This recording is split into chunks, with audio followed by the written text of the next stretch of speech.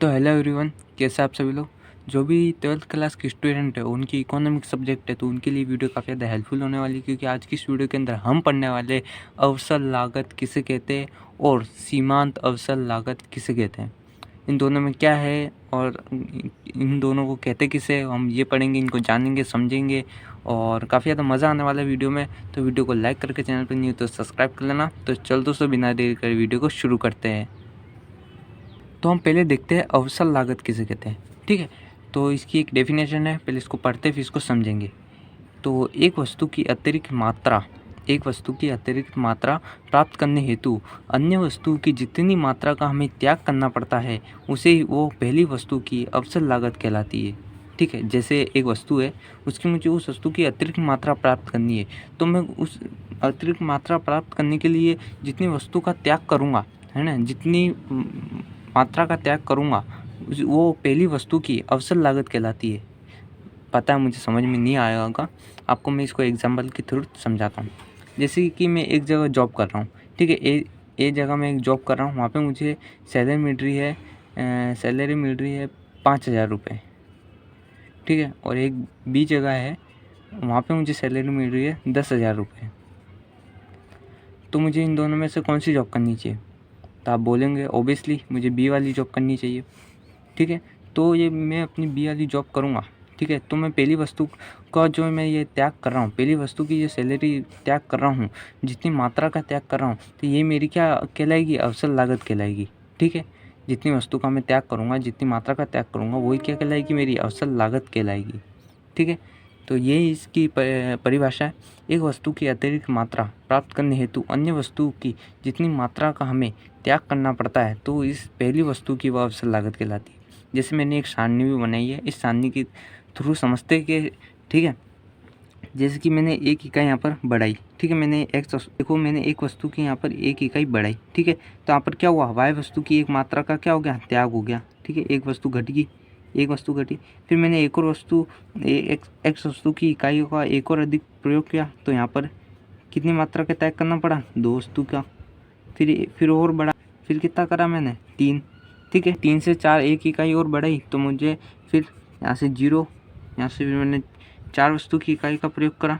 ऐसे ही जो ये त्यागी गई मात्रा है, जो पहली वस्तु की त्यागी गई मात्रा, वही क्या कहलाएगी? हमारी अवसर लागत कहलाएगी। ठीक है, तो अवसर लागत उत्पादन होने के क्या क्या कारण है? ठीक है, अवसर लागत उत्पादन होने के क्या क्या कारण है, तो वो भी हम जान लेते हैं। तो यहाँ पर है साधन सीमित है। हम पहले से ही पढ़ता है, अगर हमारे पास साधन सीमित होंगे तो हम एक ही वस्तु का उत्पादन कर पाएंगे, दूसरी वस्तु का उत्पादन नहीं कर पाएंगे, क्योंकि हमारे पास क्या है? साधन क्या है? सीमित है, ये तो हम पढ़ता है। तो उत्पादन के साधन का वैकल्पिक प्रयोग हो रहा है। यहाँ पर उत्पादन के साधन का वैकल्पिक प्रयोग हो रहा है, मतलब जैसे कि मैं जॉब भी कर रहा हूँ, कोई और कार्य भी कर रहा हूँ, कोई दूसरा काम भी कर रहा हूँ, उससे भी मेरी सैलरी आ रही है, तो मैं अपने साधनों का क्या कर रहा हूँ? वैकल्पिक प्रयोग कर रहा हूँ। फिर तीसरा पॉइंट है, एक समय विशेष में साधन को एक ही प्रयोग में लाया जा सकता है। ये बात हमने पढ़ ली है कि हमारे जो उत्पादन के साधन है उसे एक समय पर एक ही वस्तु पर लगाया जा सकता है, क्योंकि हमारे पास साधन क्या सीमित है। ठीक है, तो अब हम पढ़ते हैं सीमांत अवसर लागत किसे कहते हैं। तो अब हम पढ़ते हैं सीमांत अवसर लागत, मार्जिनल अपॉर्चुनिटी कॉस्ट किसे कहते हैं। ठीक है, तो इसकी डेफिनेशन है, पहले इसकी डेफिनेशन पढ़ते हैं फिर इसको समझेंगे। एक वस्तु का उत्पादन बढ़ाने के लिए दूसरी वस्तु का उत्पादन कम करना होता है। दूसरी वस्तु के उत्पादन में जो कमी की मात्रा प्रथम वस्तु की सीमांत अवसर लागत कहलाती है। कितनी हार्ड डेफिनेशन है, आपको कुछ समझ में नहीं आएगा, पता है मुझे, लेकिन आपको समझाना पड़ेगा। देखो, हम अवसर लागत में क्या पड़ता है कि हमें एक वस्तु की अतिरिक्त मात्रा प्राप्त करने के लिए जितनी अधिक दूसरी वस्तु का त्याग करना पड़ता है, तो वो पहली वस्तु क्या कहलाती है? अवसर लागत कहलाती है। और ये इसमें ये बोल रहा है कि एक वस्तु का उत्पादन को हमें बढ़ाना है। ठीक है, बढ़ाना है तो दूसरी वस्तु का उत्पादन हमें कम करना पड़ता है। ये पता है हमें, कम तो हमें करना ही पड़ेगा ना, क्योंकि हमारे पास क्या संसाधन क्या सीमित है। ठीक है, ये हम पीपीसी में पढ़ता है। ठीक है, मतलब उत्पादन संभावना वक्र में भी हमने पढ़ा था ये। तो वो दूसरी वस्तु के उत्पादन में जो कमी की मात्रा है, तो पहली वस्तु की सीमांत अवसर लागत कहलाती है। यानी यहाँ पर आप सारणी में देखो, जैसे जैसे मैंने 0 से लेके यहाँ पर एक इकाई बढ़ाई। ठीक है, तो ये 10 से लेके 9 एक इकाई का त्याग करना पड़ा यहाँ पर। ठीक है, तो जो यहाँ पर जो मैंने त्याग करना पड़ा, तो ये एक्स वस्तु की क्या कहलाएगी? यही प्रथम वस्तु की क्या कहलाएगी? यही सीमांत अवसर लागत कहलाएगी। ठीक है, समझ में आया। फिर मैंने एको इकाई का प्रयोग करा तो यहाँ पर मैंने 2 इकाई का त्यागा। तो ये तो दूसरी वस्तु और जो पहली वस्तु की ही ये क्या कहलाएगी, ये सीमांत अवसर लागत कहलाएगी।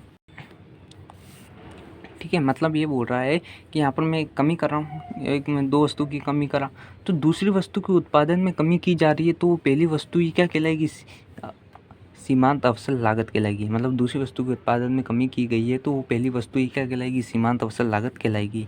ठीक है, तो ये इसकी डेफिनेशन। तो आपको वीडियो कैसी लगी आपको मुझे कमेंट करना है। अगर कुछ भी डाउट रह गया, अगर आपको समझ में नहीं आ रहा है तो आप मुझे कमेंट कर देना, आपको सॉल्यूशन मिल जाएगा। तो आज की वीडियो में इतना ही, जल्दी अगली वीडियो में मिलते हैं, नेक्स्ट टॉपिक के साथ मिलते हैं, अच्छे टॉपिक के साथ। जब तक के लिए आप मेरे चैनल को सब्सक्राइब कर लेना, लाइक कर देना, सब्सक्राइब कर लेना, काफ़ी ज़्यादा काम आएगा आपके लिए चैनल। तो जल्दी अगली वीडियो में मिलते हैं, जब तक के लिए बाय बाय।